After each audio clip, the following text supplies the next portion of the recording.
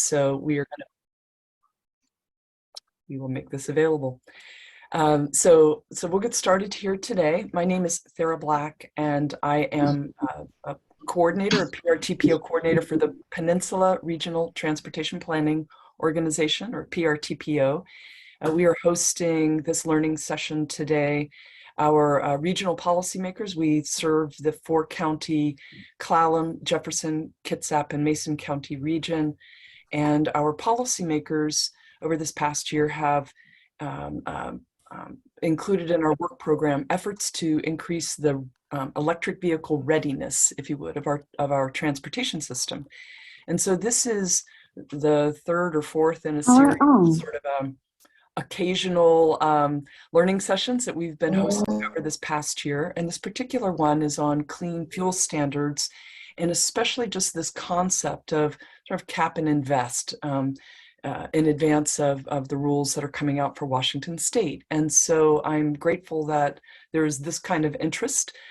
Today we have speakers, folks from SRECtrade, who are involved in the environmental commodities market, who will also be doing work in Washington, who can give us some insights. So I'm really excited. It's going to be a jam-packed hour, and I have a hunch there'll be a lot of questions coming out of this, and maybe we'll be able to do some follow-up learning sessions on this topic. In preparation for today, what I would ask is, for those of you who've logged in who haven't heard me say this already, if you would please rename yourself and add your organization or agency name, just so we're not going to do full introductions, but this will help everybody kind of see who all's on here. And if you would also please just drop into the chat your name and organization, and that way we'll be able to sort of keep track of who all's here at the end of this. And the other thing I would say is that once the presentation gets started, if you have questions along the way, if you would drop those into the chat as well. Iman and Evan and Isabel will be monitoring the chat and sort of figuring out where those questions fit in best, and then it'll all open up for an open exchange afterwards. So if you would do that, and I think that covers our logistics. I will say for the recording, we will post this on our PRTPO website, a link to it. It'll go out to our YouTube channel. So those of you who are on today, as long as I have your contact information, you will get a link to that if you needed to go back and revisit it later, or if you have a colleague who could not be here, you can share that with them. So I think with that, my talking head part is done. I'm getting ready to go off, but I am going to introduce to you today Iman Nordin and Evan from SRECTrade, Evan Rosenberg from SRECTrade. And do you call it SRECTrade, or do you call it SRECtrade? Or I will let you all deal with your introductions and all of that. I'm going to turn it over to you. And thank you very much for helping us today in this sort of getting our brain around these big changes that are coming up. Of course, thanks, Sarah. It's pronounced SRECTrade, which I know it's not very intuitive. Thank you all for being here today. My name is Iman Nordin. I'm a business development manager at SRECTrade, and a lot of my role involves unpacking these complex state regulatory programs and making it simple for our customers and stakeholders to understand, participate, and benefit. My background has always been in clean energy. It's a personal passion of mine. Previously, I was managing a solar program in Illinois as a program manager.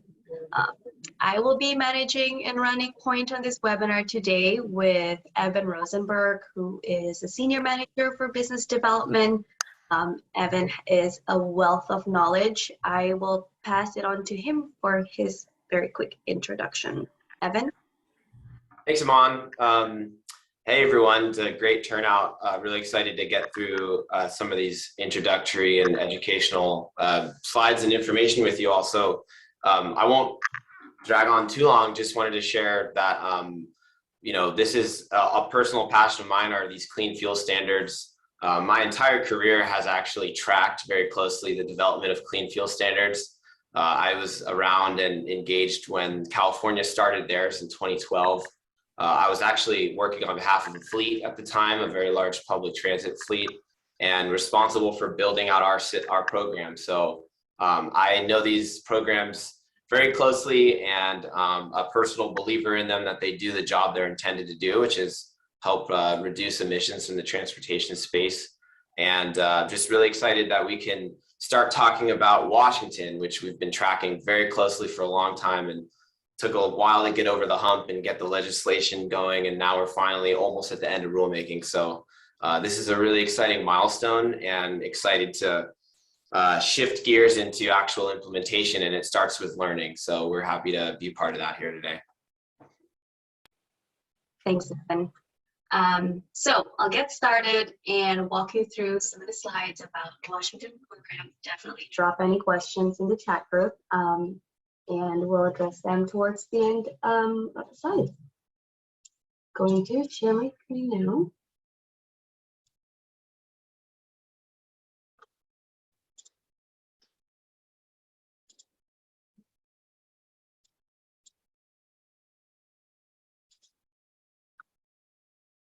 Right. So yes, as I mentioned, today we're going to provide an introduction to Washington's Clean Fuel Standard. We'll go over essentially the purpose of this program, what this program means, and also some key items that you will need to keep in mind when it comes to implementing your fleet transition program as to how it pertains to the Washington Clean Fuel Standard. I'll give a brief introduction about SRECTrade and what we do. We have been in the business of managing environmental commodities for over a decade now, with more than 65,000 customers in clean energy assets under management. We're very happy to say that pretty much 99% of the customers who onboard with us are still with us because of the services that we provide. What does this mean actually? What is it that we do? As I mentioned earlier, we help unpack, digest, and make it simple, these complex regulatory programs, make it simple for our customers to be able to benefit and participate in these types of programs. We have a broad and deep team of program and market experts, and we are also backed by our own tech platform that ensures reliability, transparency, and accountability when it comes to these programs, which are core principles of how we do business. So it has been a very busy year for the state of Washington, very busy few years. There has been a lot of work when it comes to implementing, bills, passing bills, implementing acts that help decarbonize, Washington state. One of the major ones was the Climate Commitment Act that aims to reduce the carbon emissions for the state of Washington by 45% by 2030. Under the Climate Commitment Act, multiple different bills and acts were passed. You may be familiar with some of them. I'll just very briefly go over some of the major ones. The Cap and Invest program essentially sets a cap to emissions that can be generated by certain industries, or industries and organizations that fall under that limit can trade those emissions with industries that go above that limit. The Clean Building Act aims to target energy efficiency for buildings. The Clean Energy Transformation Act essentially aims for utilities to go to 100% renewable energy powered. I'm looking at my notes, by, I believe, 100% renewable by 2045. And lastly, the Clean Fuel Standard, which aims to decarbonize transportation in the state of Washington. These are all separate programs that are managed by ecology. They have separate targets, and for the Clean Fuel Standard, that's what we'll go into today. So what is the Clean Fuel Standard? You may also hear LCFS, CFS, Clean Fuel Programs. These are being used interchangeably. The purpose of this program is to accelerate the adoption of low carbon transportation fuels and vehicles in Washington. The target that has been proposed by Ecology is a 20% reduction in the carbon intensity of transportation fuels by 20% by 2034. How this program acts is it's a market-based compliance program. There are essentially two major parties or players in this program. On one hand, you have petroleum and oil refiners, producers, and importers who produce gasoline and diesel. On the other, you will have organizations that deploy lower carbon transportation fuels and vehicles like EVs, hydrogen, CNG, and the likes. Ecology sets a benchmark every year for how much carbon intensity is allowed for these fuels. Petroleum and oil refiners and producers will always be generating deficits because their fuel sits above that benchmark, and they can either clean up their fuel or they can purchase credits from organizations that are generating them. How do you generate these credits? If you own, for example, charging stations, if you run electric buses, electric yard trucks, forklifts, you generate credits based on how much those chargers are being used. These credits are then sold to the petroleum and oil refiners and producers for them to meet their annual compliance. And this program essentially goes on every quarter for the next decade. So two key things here that I want to mention. One is that this program, while you can look at it as an incentive program for you, the organizations that are deploying low carbon transportation fuels, this is an ongoing revenue generation program for you. Every quarter, you would be generating credits based on how much you're using them, selling these credits to the oil refiners and producers, and receiving the revenue. In relation to that, this also means that you would need to manage the ongoing administrative work when it comes to the registration, the compliance, the reporting, and the transaction of these credits. And this must go on quarterly for the next decade or so.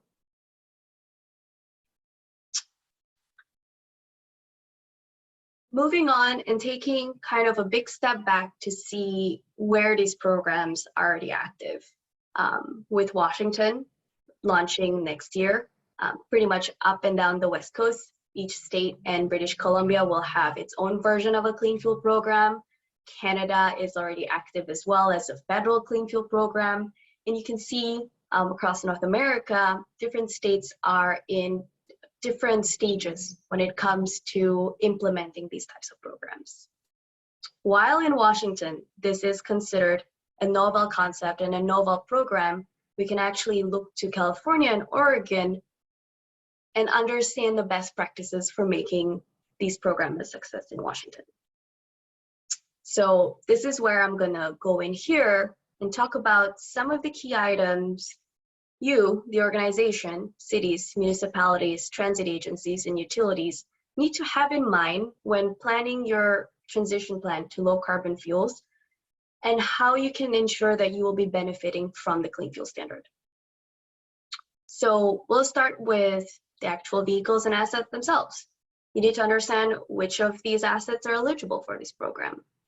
You need to understand who owns the rights to these credits, how data is collected when it comes to reporting and maintaining data integrity, as well as what other nuances are there in this program that can help you, maximize the value from this program. So first step that we'll take a look at will be all the types of eligible assets that could be generating credits. So for cities, municipalities, and transit agencies, you're looking at a lot of the electric vehicle charging. So whether it's public access charging, dedicated fleet for your white fleet or for your buses, these are all eligible, as well as fixed guideways if you have light or heavy rail. For ports, you're looking at cargo handling and shore power. And generally across all segments, there could be electric forklifts that are eligible, as well as certain gaseous fuels like CNG, hydrogen, and propane. Understanding which of these assets are eligible will benefit you in two ways. One is right now, you can take a look at this list and already see which of these assets that you already have operating so that you could start generating credits by January 1st of 2023. And secondly, you can also understand what type of assets that you could be generating credits for in the future.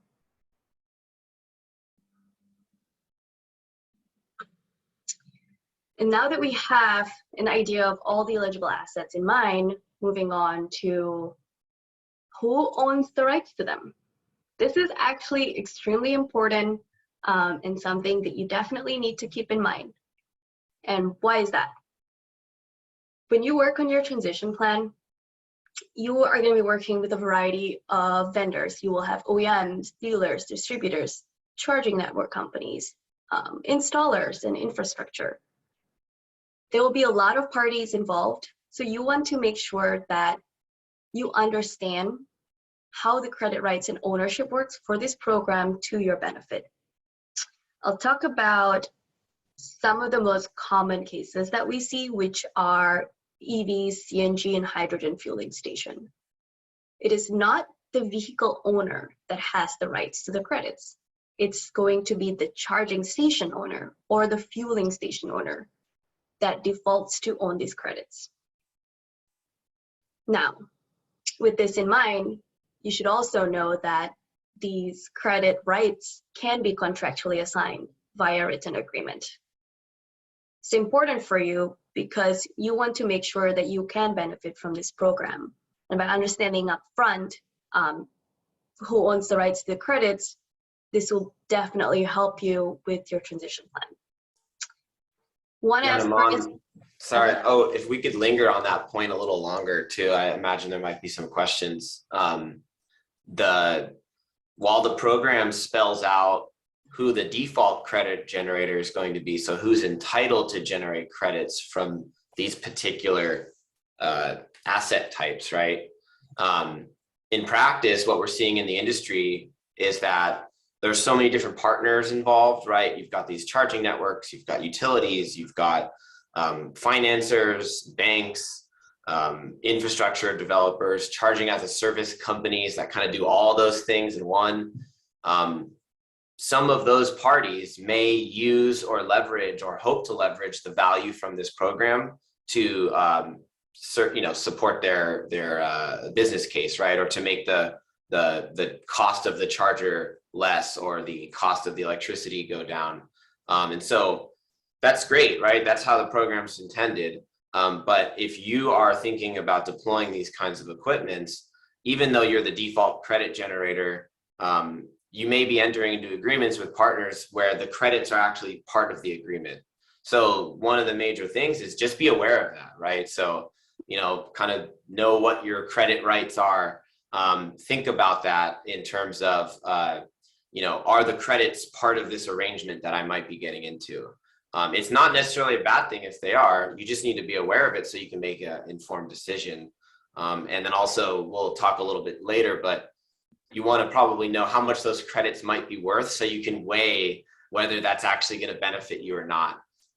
We've seen a lot of different kinds of arrangements in the last decade of these programs, and some have, not necessarily benefited one party very well, simply because they didn't realize how valuable these things were going to become, and they wish they hadn't basically traded them away in exchange for maybe a discount on chargers or something like that. So, we've learned a lot in the last, few years, and so we hope to instill some of those kinds of lessons for you today. Evan, can I just ask for clarification too, that this is decided right up front at the project development stage, or is this is this kind of like cast in stone once these decisions are made and it's right up at the very front of the process?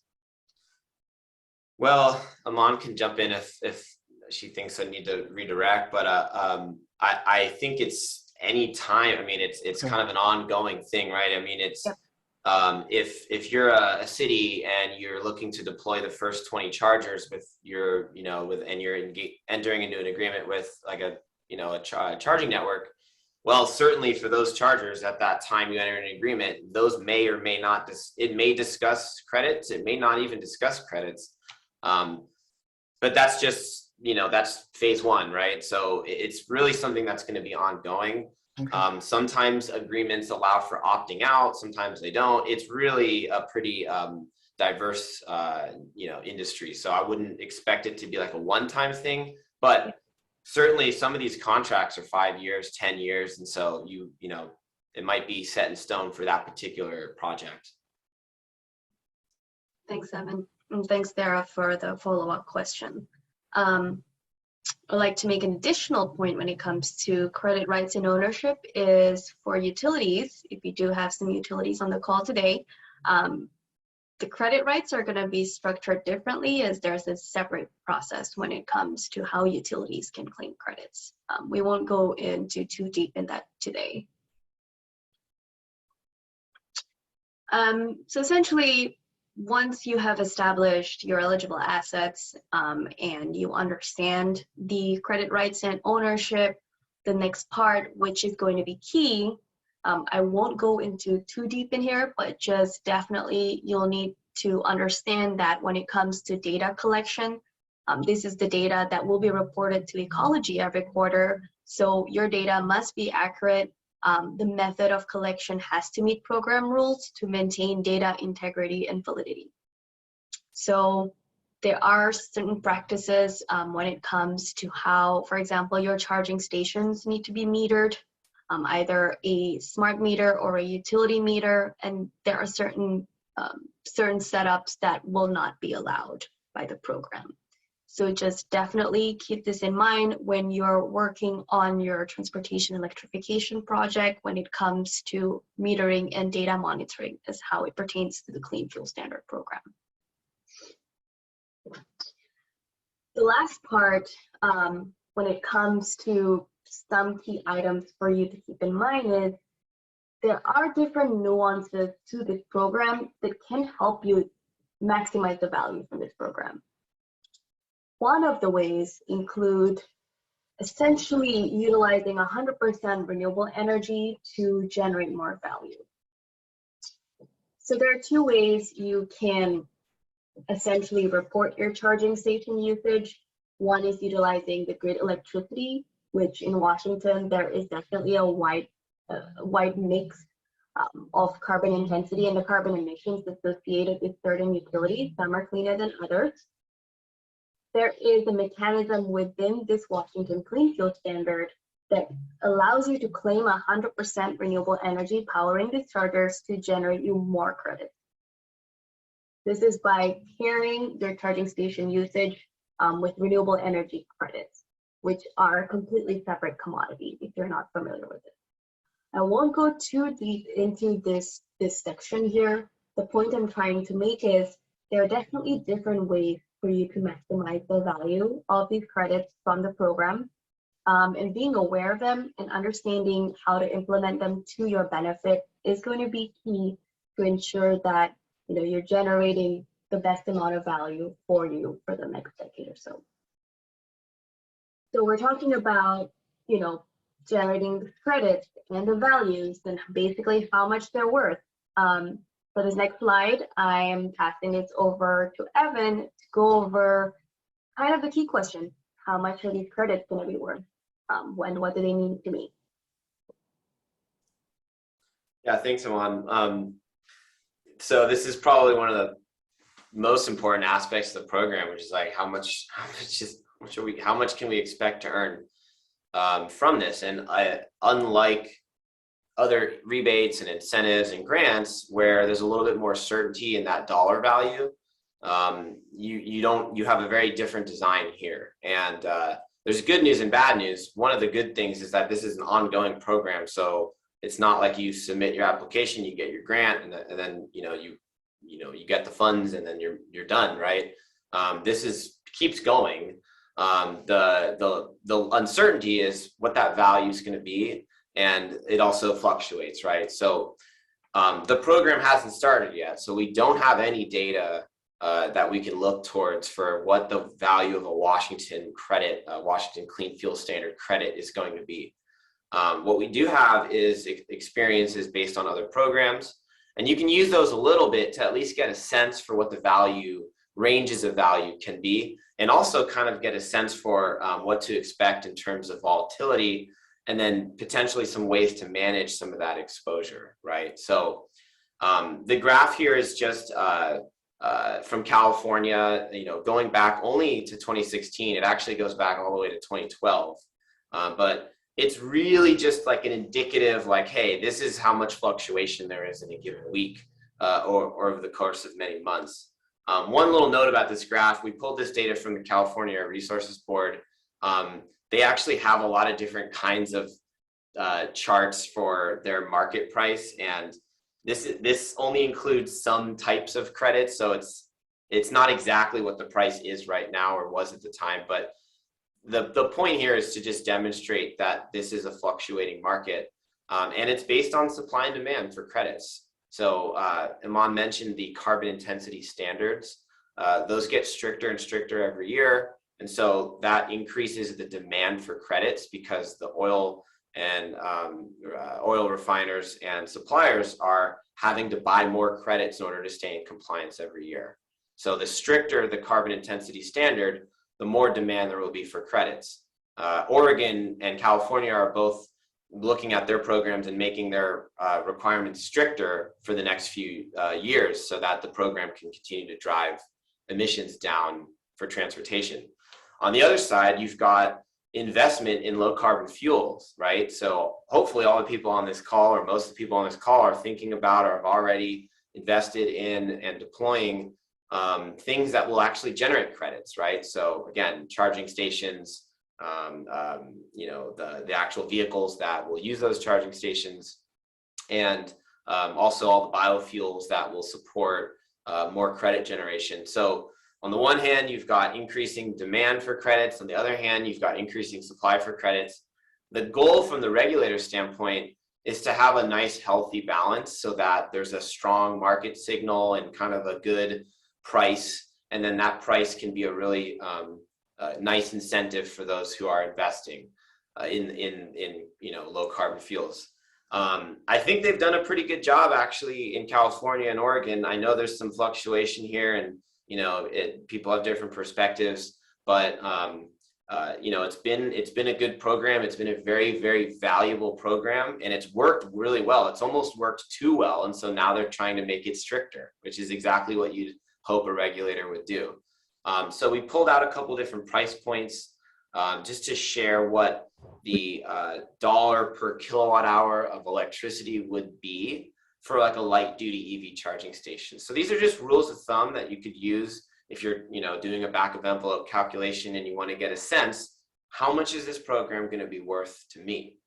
So so the value of the credit will fluctuate, and just for an example, at $75 a credit, that would translate for the California program, and you could kind of think of it similar for Washington, around 8 cents a kilowatt hour.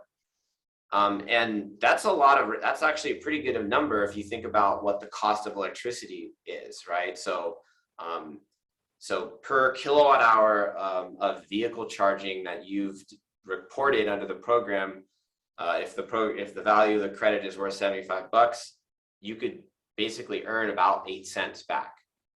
And it only goes up from there if the credit price is higher. So if you're all the way at $175 a credit, which is where California was for a good couple of years, you're talking around 20 cents a kilowatt hour. And that's just for light duty EV charging. The credit generation calculations are different for every kind of fuel and asset type. So heavy duty charging is a little bit better. There's like more economy of scale, or more fuel efficient in terms of how much fuel you're displacing. So a couple more cents. Forklifts, fixed guideways, all of those are all kind of relative values right around these areas. So we felt that this was the best way to kind of just share. This is kind of the ranges of what you might expect. Some of the work that we do is actually can do like more detailed analysis looking long term. And if you've got a fleet, let's say you have 200 vehicles and you're thinking about electrifying those, we could work with you to actually put together like a pretty simple and usable model that's like, yeah, every year we think we're going to generate this much revenue from the program, and you can change some of the inputs. And so that's a really good tool for us. We also have an iPhone app, actually, or a mobile app, where you can kind of play with it yourself. It's also a really good way to just do back of envelope calculations. Right now, there's only a California and Oregon modules, so you can actually use those. I think we'll probably develop a Washington one pretty soon. And it's really just a matter of putting in the Washington specific inputs. But I would still encourage you to use that. I think it's just called LCFS. So if you go into the App Store and type in LCFS, it'll be hopefully the only one there. Maybe we've got some friends also coming up with apps, but I use that all the time. Like not all the time, but I use it quite a bit. So it's helpful just to plug in numbers and see what you might get. There's a little note in the comments here, which is great. Residential kilowatt hour rates are 7 cents per kilowatt hour. So at the end of the day, it's an extremely valuable program. Don't let the uncertainty of the credit price get in your way of participating. The last piece I'll add to this is that there are ways to manage your exposure to this volatility, right? So if you're looking for budget certainty, you can, and it requires a little bit more work, but if you're not uncomfortable with the fact that the value you might get from the credit program is going to fluctuate over time, you can engage in certain transaction types that might, big, I love that. Nice little reminder to stretch. There are like forward contracts that SRECTrade can facilitate, actually, where you would basically enter into an arrangement where you're going to sell a certain number of credits at a fixed price over the next X years, right? You might take a little bit of a discount because there's the other parties taking some risk, but the benefit to you is what you're going to get, right? And so from a budgeting standpoint, that's actually really valuable. And we're seeing growing interest in that kind of arrangement. Most transactions, and the expectation is that these are sold on a quarterly basis at whatever the credit price is at that time. So that's called like, a spot transaction, or like over-the-counter spot transaction. That's generally how these markets work. But as they get more sophisticated, there are opportunities to like enter into a fixed contract of some kind, and we can help with that, or we can at least help advise, like, yeah, that's something we would support, or here's how this can work, and actually go find the counterparties to make it work for you. So I'm sure there'll be some more questions on that topic, but I want to save time for the rest of the discussion here. Thanks, Evan. That's segue quite nicely into the last one or two slides, in which I'll essentially go over, what SRECTrade does for our customers in terms of clean fuel program management.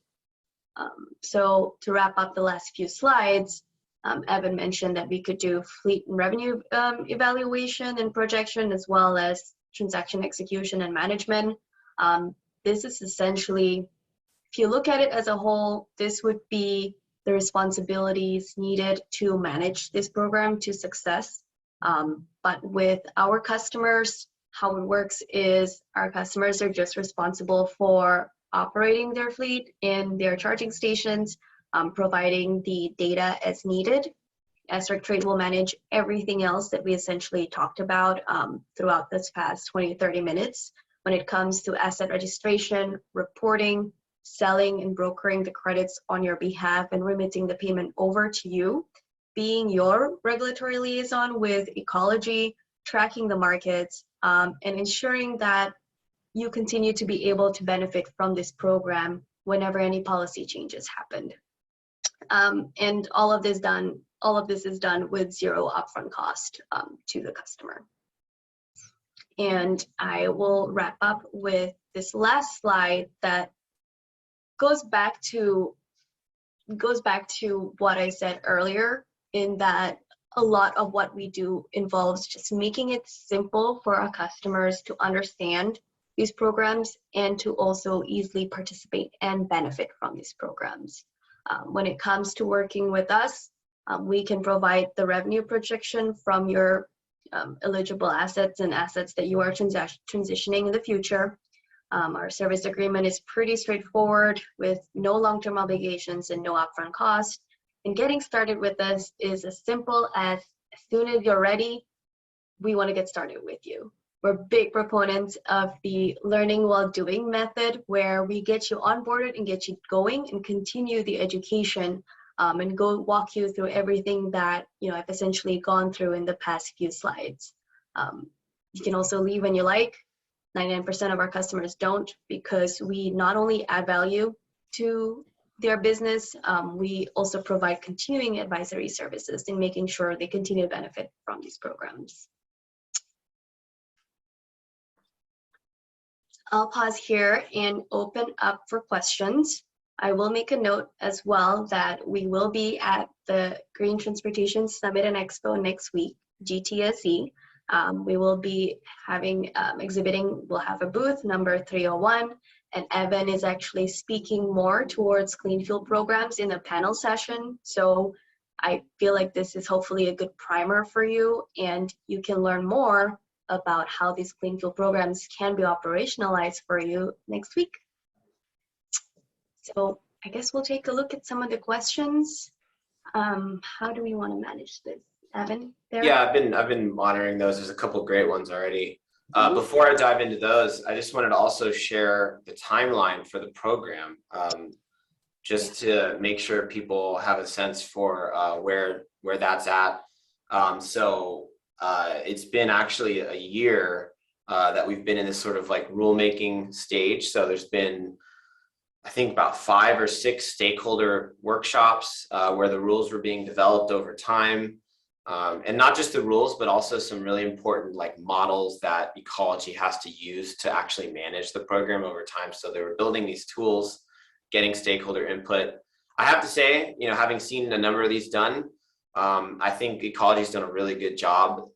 They started out with like 2 people. They've thankfully been able to add some staff, and they've done a really good job. So that bodes well for the program, because one of the things that we do is we work with the regulators a lot, because there's a lot of just, ambiguity or like things that happen that weren't even thought might happen. And so we have to seek clarification. And it's really good when you've got a dedicated group to support, the industry. So we're happy about that. In terms of the timeline, Ecology issued the proposed rule. So the final rule, I think, early in July. And there's a public hearing on August 23rd. So that public hearing is basically the last, big chance to provide public input, and it's required by law, obviously, to have this in a rulemaking. Once that is done, Ecology and the rulemaking body will essentially have a couple weeks, maybe a few months, to take all the information in and adopt a final rule. I imagine that adoption will occur at some, rulemaking, some, approval. There's probably an approval body that will adopt the rule as final. And then if everything stays the way it's been designed, which we anticipate it for the most part to be, it will be in place and effective. And the first, periods of compliance and reporting will begin January 1st, 2023. So what does that really mean in terms of like, when do people need to act? Well, soon, right? Because there will be registration activities. So if you have equipment that's eligible, if you want to get an account, if you want to like be in the program and start kind of understanding it, you'll need to take action really right away.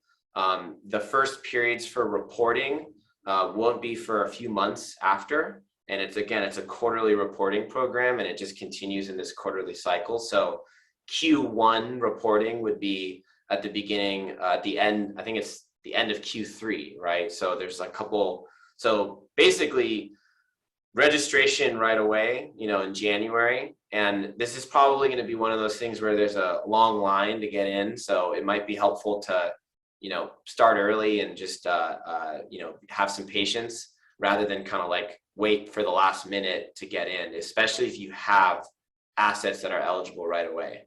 One really, really important thing about these programs is you can't generate credits retroactively. I think Iman may have shared that, but I just want to hammer that home. So if you're not registered in time to submit reporting for the Q1 2023 reporting period, you're not going to generate credits for any of the charging or any of the low carbon fuel used in Q1. So you've got to get registered, you've got to get set up.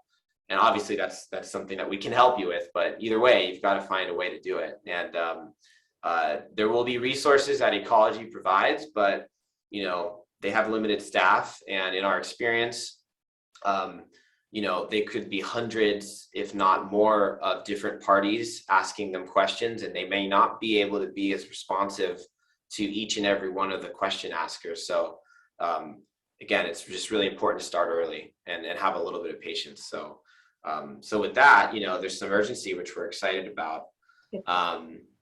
I'll go through some of these questions. Feel free to ask them in the chat. I think that's probably the best way to pull them in. Sarah had a great question about registration that's relevant. So will registration be through Ecology or will it be through Commerce? That's a great question. Our understanding is that Ecology is going to continue to manage the program. So I don't think they're handing it over to like another group. So we expect that there'll be a basically what's called a registry. So there'll be like a reporting system. I think it's called Waffles or something. It's the Washington Fuel Reporting System, WAF. Yeah, so we love our acronyms here. Most of the interaction will actually be through that system. So what it'll likely look like is you'll have to create an account, submit documents, get them rejected because you forgot to dot an I, do it again. It's going to be kind of something like that. And the system, I believe, is actually going to be based off of California and Oregon system, which is good because we're familiar with it. It's not the most user friendly, but it gets the job done. Thanks, Evan. Going back up, there's a question from Matthias from Clallam County. I assume your utility smart meter would be acceptable, just not a regular utility meter. A regular utility meter would also be acceptable. It depends on what it is tracking. It cannot be a mixed load meter. So essentially, if you have a set of aggregate chargers or specific chargers, it can only track the charger usage. You cannot mix it with also, lighting and HVAC load. So that is one key thing. The hygiene and cleanliness of the data is actually important when it comes to tracking the charger usage, because that's how credits get generated. Hope that answers that. Yeah, the way I like to think of it is what's acceptable is that it has to measure the EV charging load separately. What's the best practice is that it measures the EV charging load separately, but it's also easy to access that data. Because you may have dozens of charging stations, maybe different charging technologies. So imagine that you're doing quarterly reporting and you have different, you've got 10 of these and 4 of those and different kinds of equipment. Think about what it's going to take to pull that data on a quarterly basis. Think about how to make that easier for you so that it's easily automated and also easy to verify. So a utility bill might work, but depending on the frequency of the utility billing, the reliability of getting the data from them, and the fact that it's kind of a manual process, it might even be like a scanned document that is not even actually hard data.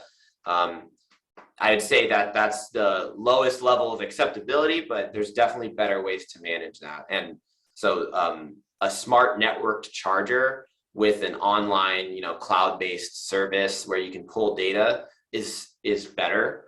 A lot of our clients will work directly with them and they'll like give us access. So we just pull it for them and they don't have to do anything. And in some cases, we can actually develop APIs where we just get the data sent to us. That's the best case scenario. And that's just way we deploy technology to make it easier. Thanks, Evan. Absolutely hit the nail on the head there with efficiencies with reporting. Yep, that was that comment as well. Residential kilowatt hour rates, 7 cents per kilowatt hour. If you do get into like utility programs, you going back to reporting, you might want to put a meter in place because you may get preferred rates for a couple of years. That's what we see with California utility charge ready programs. Next question, does the value of credits qualify as project revenue when pursuing grants?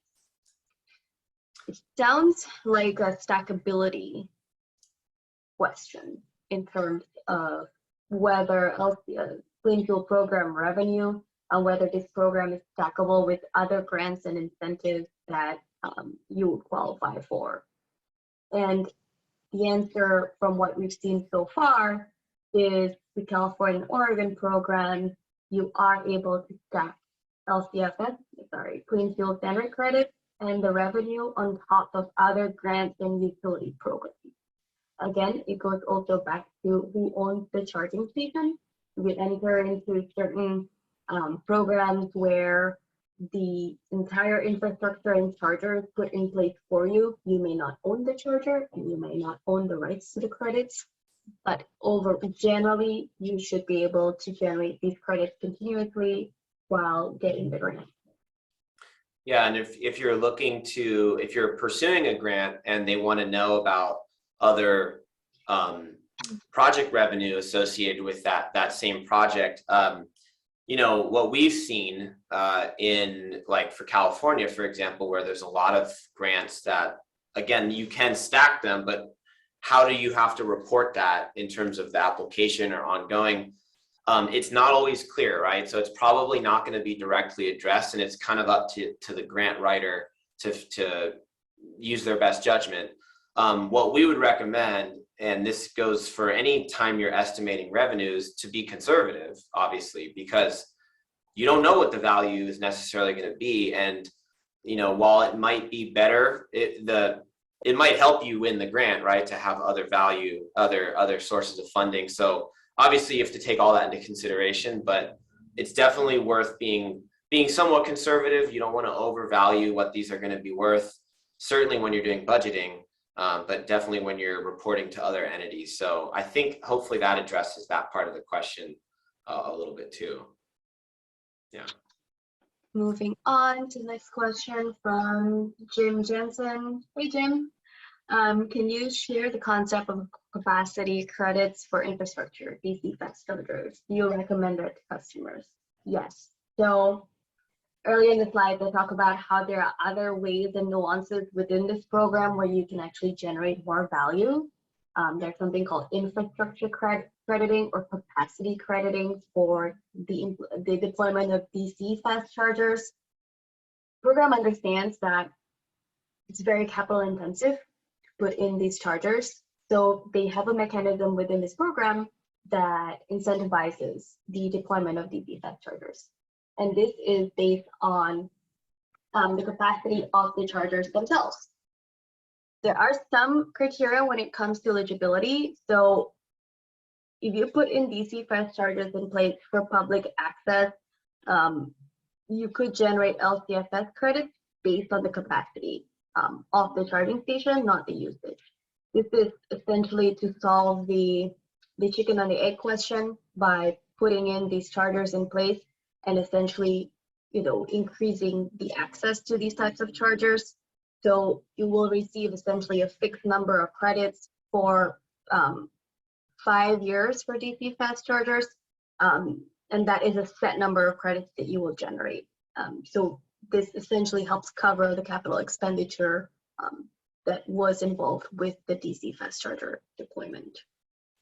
Yeah, so I think we recommend, so this FCI, fast charging infrastructure capacity, it's it's another way to generate credits for the same kind of infrastructure.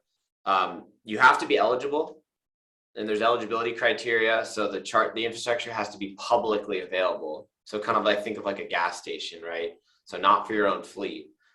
There's a bunch of other eligibility criteria, and there's a whole application and additional reporting associated with it. So this is something we're doing right now in California. Oregon actually doesn't have this feature, but Washington, in the draft rules, they do have it. So we recommend it if you're eligible and if you're prepared to go through that additional effort to secure it. And the benefits are that the credits you generate are not based on how much fuel you use, but just by having the capacity available, which is very, very helpful when you're not sure how much utilization there will be. So it's kind of like a separate carve out of the program. And, you know, if you're interested, we're happy to educate you more and share what we've learned from California. And we can do some assessment for you too, to make sure it might work.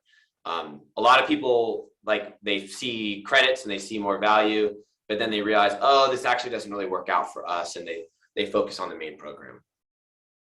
Thanks, Evan. Follow-up question. Do we know if When Ecology will provide training on how to get registered and manage the reporting process? Generally, yes. From what we've seen from previous programs as well, they do have sessions specifically that provide an overview of the reporting system and how to get set up.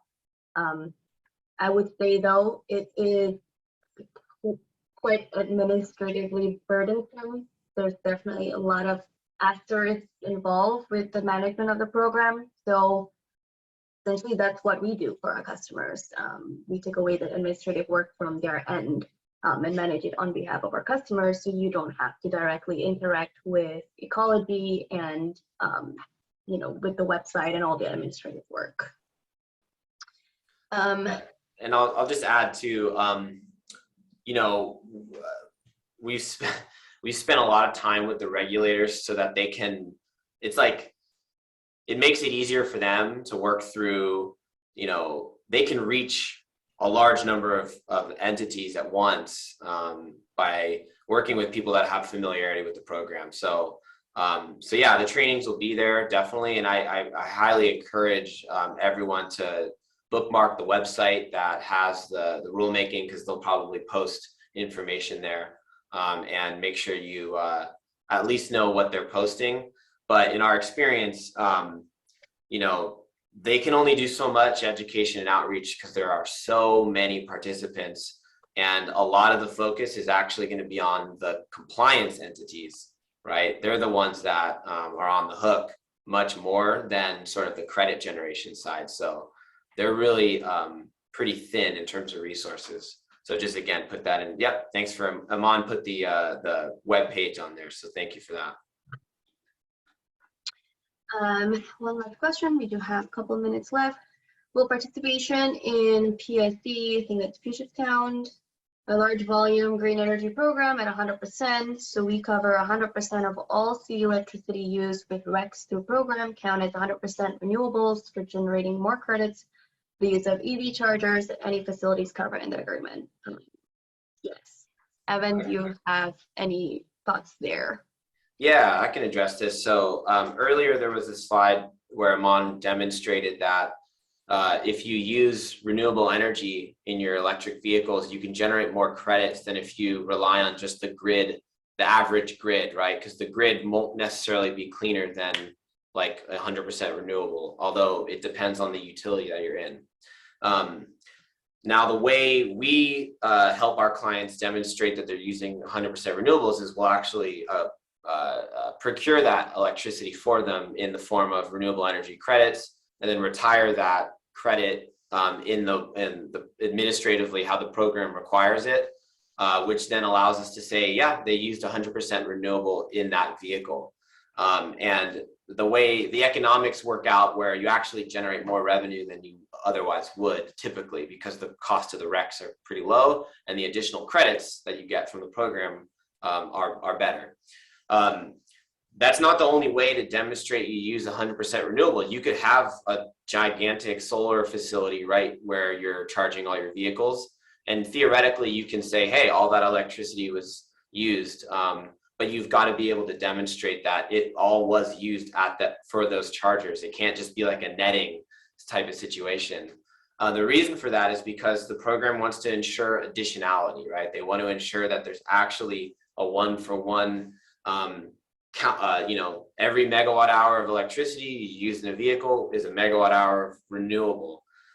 So when it comes to these green energy utility programs, one of the challenges that the RECs that are used for that program may be retired for Washington State's renewable portfolio standard, which means you can't retire it for Washington State's clean fuel standard. And so although they're although it's kind of going to the same place, there are specific administrative rules for retiring these RECs, and sometimes those are in conflict. So in California, there are utility green power programs as well. And what we've seen is that most of the users are not able to actually leverage that renewable energy to generate the credits in that way. And so they have to actually buy additional RECs. And it has to do with the way they set up the retirement rules and whether or not they require Greenie certification and a lot of other stuff. So if that's of interest to you and we can kind of like figure out, the best way to report 100% renewable, because it's definitely helpful, and it helps you achieve your sustainability goals. That's something you can reach out to us separately. But that's a really, really good question and a very, very common question. So thank you for asking. Thanks, Evan. We have a hand raised from Amy. Amy, if you could unmute yourself. Yeah, I figured this would be easier to vocalize than type in the chat box here. But I'm a very small rural public transit agency, and we've got charging stations. We're getting ready to look at a fleet transition plan. Eventually, we'll bring on electric vehicles or alternatively fueled vehicles. What's the incentive for me as a small agency if reporting this to ecology is going to be administratively burdensome? I'm really not interested in going and hiring a firm to go and do the reporting if it's going to cost a bunch of money. So as a small agency, what's the incentive here? Should I bother even researching any of this at this point? Thanks, Amy. That's a good question.